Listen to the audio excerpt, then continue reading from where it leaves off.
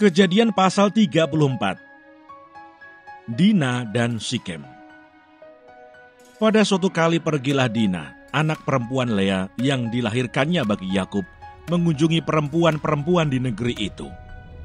Ketika itu terlihatlah ia oleh Sikem, anak Hemor, orang Hewi, raja negeri itu. Lalu Dina itu dilarikannya dan diperkosanya.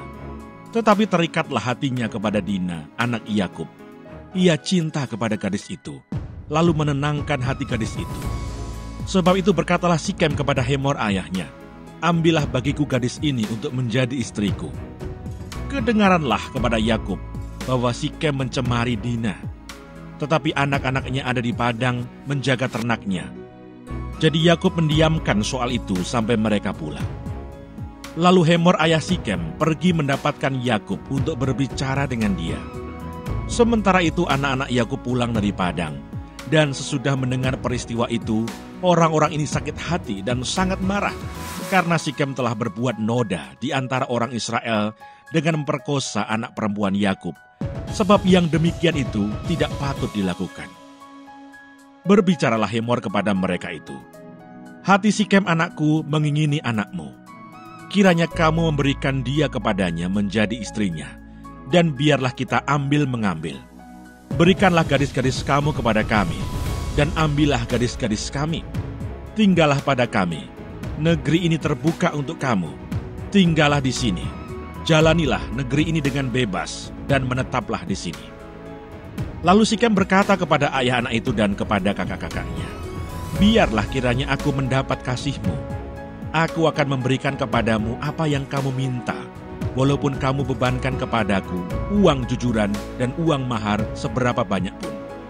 Aku akan memberikan apa yang kamu minta, tetapi berilah gadis itu kepadaku menjadi istriku." Lalu anak-anak Yakub menjawab Sikem dan Hemor ayahnya dengan tipu muslihat. Karena Sikem telah mencemari Dina, adik mereka itu, berkatalah mereka kepada kedua orang itu, "Kami tidak dapat berbuat demikian, memberikan adik kami kepada seorang laki-laki yang tidak bersunat, sebab hal itu aib bagi kami. Hanyalah dengan syarat ini kami dapat menyetujui permintaan. Kamu harus sama seperti kami, yaitu setiap laki-laki di antara kamu harus disunat. Barulah kami akan memberikan gadis-gadis kami kepada kamu dan mengambil gadis-gadis kamu. Maka kami akan tinggal padamu dan kita akan menjadi satu bangsa. Tetapi jika kamu tidak mendengarkan perkataan kami, dan kamu tidak disunat, maka kami akan mengambil kembali anak itu lalu pergi."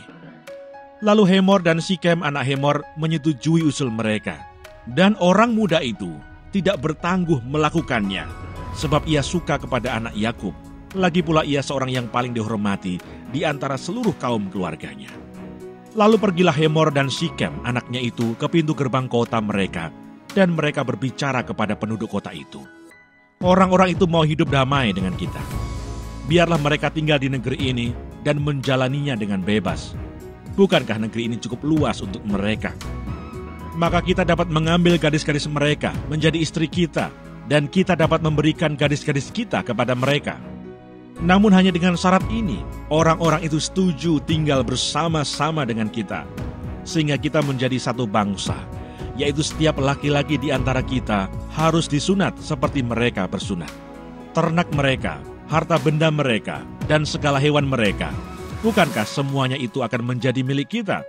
Hanya biarlah kita menyetujui permintaan mereka, sehingga mereka tetap tinggal pada kita." Maka usul Hemor dan Sikem, anaknya itu, didengarkan oleh semua orang yang datang berkumpul di pintu gerbang kota itu. Lalu disunatlah setiap laki-laki, yakni setiap orang dewasa di kota itu. Pada hari ketiga, ketika mereka sedang menderita kesakitan, datanglah dua orang anak Yakub, yaitu Simeon dan Levi, kakak-kakak Dina, setelah masing-masing mengambil pedangnya, menyerang kota itu dengan tidak takut-takut serta membunuh setiap laki-laki.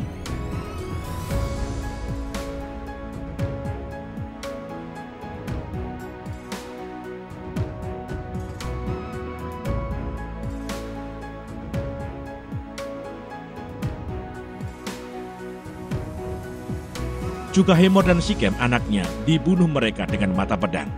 dan mereka mengambil Dina dari rumah Sikem lalu pergi. Kemudian datanglah anak-anak Yakub merampasi orang-orang yang terbunuh itu, lalu menjarah kota itu karena adik mereka telah dicemari. Kambing dombanya dan lembu sapinya, keledainya dan segala yang di dalam dan di luar kota itu dibawa mereka. Segala kekayaannya, semua anaknya dan perempuannya ditawan dan dijarah mereka, juga seluruhnya yang ada di rumah-rumah. Yakub berkata kepada Simeon dan Lewi, "Kamu telah mencelakakan aku dengan membusukkan namaku kepada penduduk negeri ini, kepada orang Kanaan dan orang Feris, padahal kita ini hanya sedikit jumlahnya. Apabila mereka bersekutu melawan kita, tentulah mereka akan memukul kita kalah, dan kita akan dipunahkan, aku beserta seisi rumahku." Tetapi jawab mereka, "Mengapa adik kita diperlakukannya sebagai seorang perempuan sundal?" Kejadian pasal 35. Yakub di Betel untuk kedua kalinya. Allah berfirman kepada Yakub, "Bersiaplah, pergilah ke Betel, tinggallah di situ, dan buatlah di situ mezbah bagi Allah yang telah menampakkan diri kepadamu ketika engkau lari dari Esau kakakmu." Lalu berkatalah Yakub kepada seisi rumahnya dan kepada semua orang yang bersama-sama dengan dia, "Jauhkanlah dewa-dewa asing yang ada di tengah-tengah kamu. Tahirkanlah dirimu dan tukarlah pakaianmu. Marilah kita bersiap dan pergi ke Betel. Aku akan membuat mezbah di situ bagi Allah, yang telah menjawab aku pada masa kesesakanku dan yang telah menyertai aku di jalan yang kutempuh." Mereka menyerahkan kepada Yakub segala dewa asing yang dipunyai mereka dan anting-anting yang ada pada telinga mereka. Lalu Yakub menanamnya di bawah pohon besar yang dekat Sikem.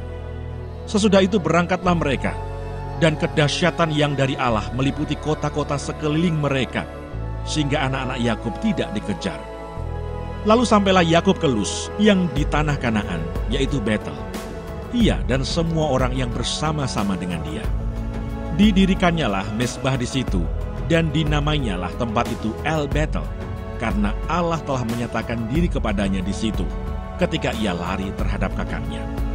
Ketika Deborah, inang pengasuh Ribka, mati, dikuburkanlah ia di sebelah hilir Betel di bawah pohon besar yang dinamai orang pohon besar penangisan. Setelah Yakub datang dari Padan Aram, maka Allah menampakkan diri pula kepadanya dan memberkati dia. Firman Allah kepadanya, "Namamu Yakub, dari sekarang namamu bukan lagi Yakub, melainkan Israel. Itulah yang akan menjadi namamu." Maka Allah menamai dia Israel. Lagi firman Allah kepadanya, "Akulah Allah yang Maha Kuasa. Beranak cuculah dan bertambah banyak.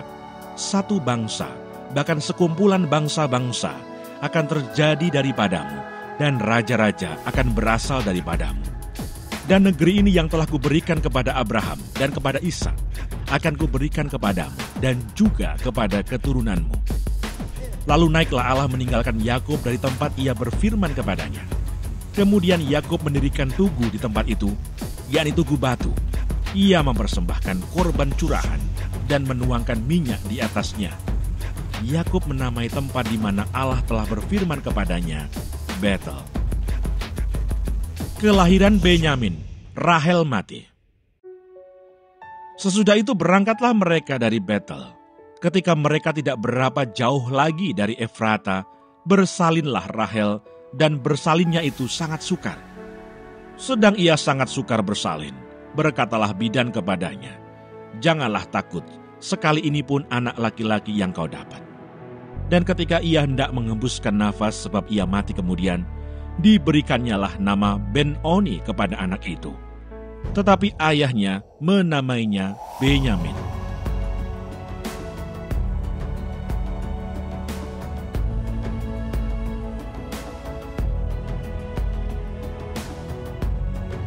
Demikianlah Rahel mati, lalu ia dikuburkan di sisi jalan ke Efrata, yaitu Bethlehem. Yakub mendirikan tugu di atas kuburnya. Itulah tugu kubur Rahel sampai sekarang. Sesudah itu berangkatlah Israel. Lalu ia memasang kemahnya di seberang Migdal Eder. Ketika Israel diam di negeri ini, Terjadilah bahwa Ruben sampai tidur dengan Bilha gundik ayahnya, dan kedengaranlah hal itu kepada Israel. Anak-anak Yakub, Ishak mati. Adapun anak-anak lelaki Yakub, 12 orang jumlahnya. Anak-anak Lea ialah Ruben, anak sulung Yakub, kemudian Simeon, Levi, Yehuda, Isakar, dan Sebulon. Anak-anak Rahel ialah Yusuf dan Benyamin. Dan anak-anak Bilha, budak perempuan Rahel, ialah Dan serta Naftali. Dan anak-anak Silpa, budak perempuan Lea, ialah Gad dan Asher. Itulah anak-anak lelaki Yakub yang dilahirkan baginya di Padan Aram. Lalu sampailah Yakub kepada Ishak, ayahnya, di Mamre dekat Kiryat Arba. Itulah Hebron, tempat Abraham dan Ishak tinggal sebagai orang asing. Adapun umur Ishak 180 tahun. Lalu meninggallah Ishak. Ia mati dan dikumpulkan kepada kaum leluhurnya. Ia tua dan suntuk umur, maka Esau dan Yakub anak-anaknya itu menguburkan dia.